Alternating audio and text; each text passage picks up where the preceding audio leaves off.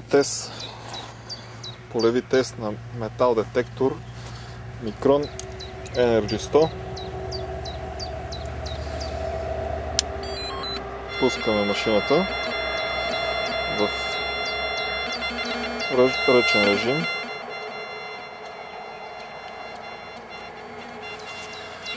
Ще тестваме предимно автоматичния режим, тъй като до сега не сме му обръщали много внимание.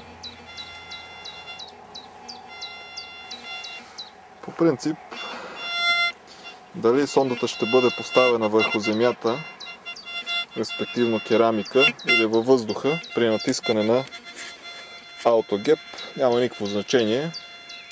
Просто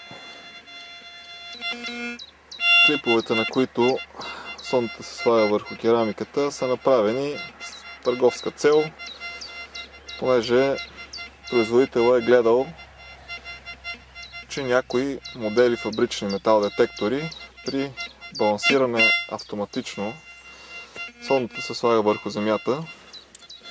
Тук това е излишно, но ще поставим сондата върху керамиката и натискам AutoGap. В момента сме на автоматичен баланс.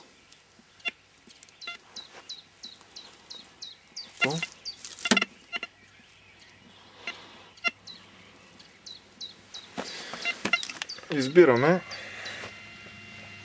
една малка монета.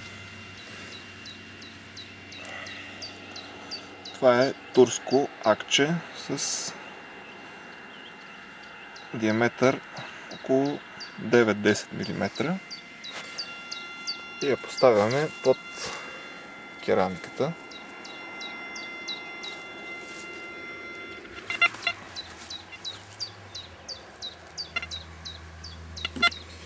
Дискриминацията е около капачката.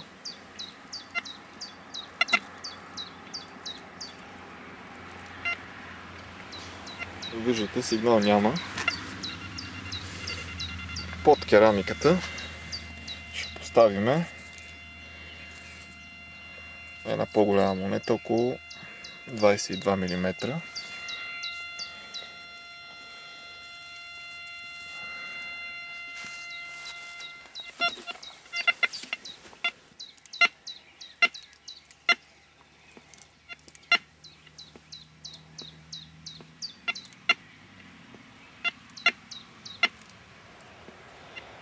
Нещо сигнала се загуби. Ако движиме сондата само над керамиката, както е в клипа на производителя, тогава има хубав сигнал от метала. Но както знаете всички, такива движения няма как да станат.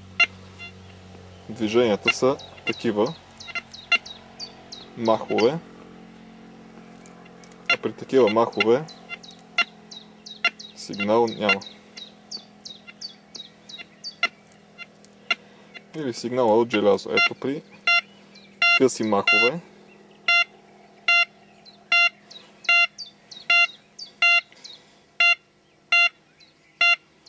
при дълги без сигнал. Така, да видим какво се случва,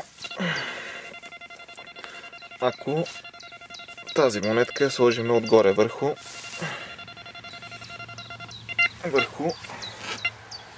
керамиката.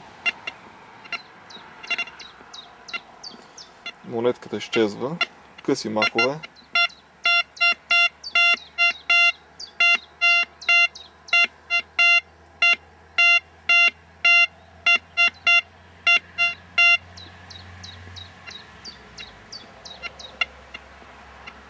Ще трябва да движим само над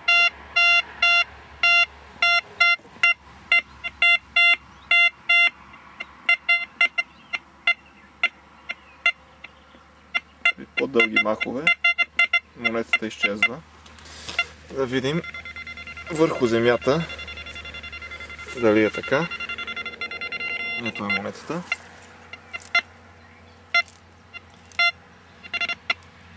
поставена върху земята, няма проблеми. Чувате звуковия прак, как трака. Има едно хълцане. Отдавна знам, че лечението на хълцане трябва да му дадем вода. Обаче машинката ми е гаранционна и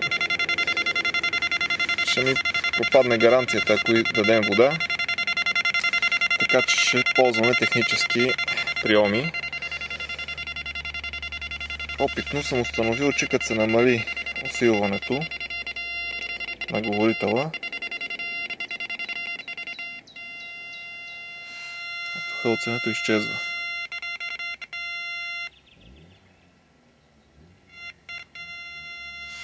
Значи имаме един нежен звуков прак, но това е при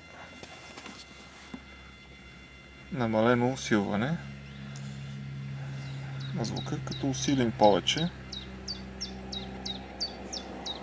се получава и зададен звуков прак.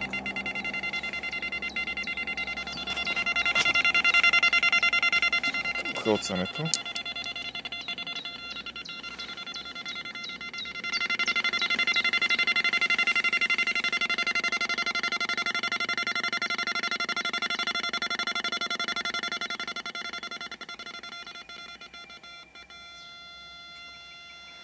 Хълцането изчезва.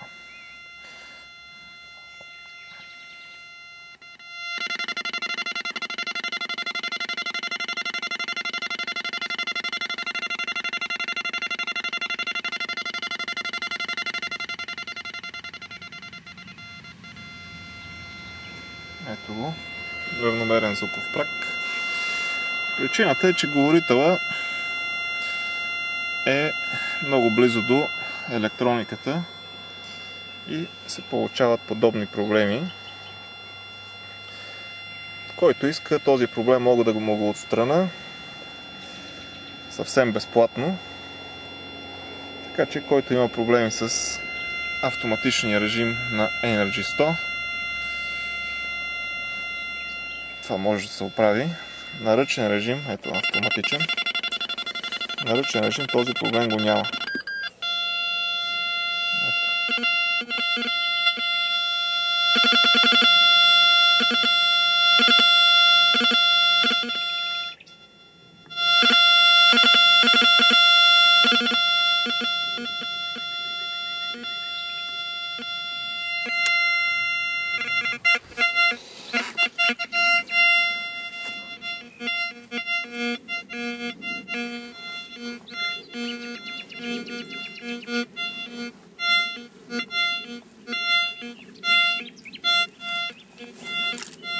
Малко ще се разходим с машината.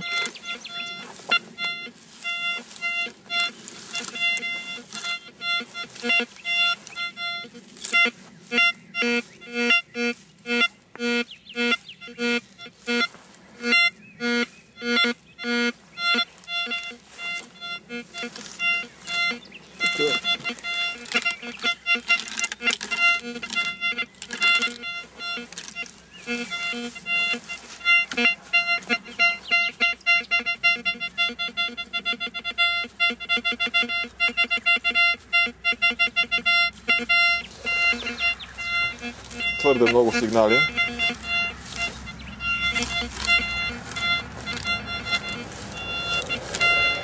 Включваме на автоматичен режим. Номера с опирането на сондата в земята.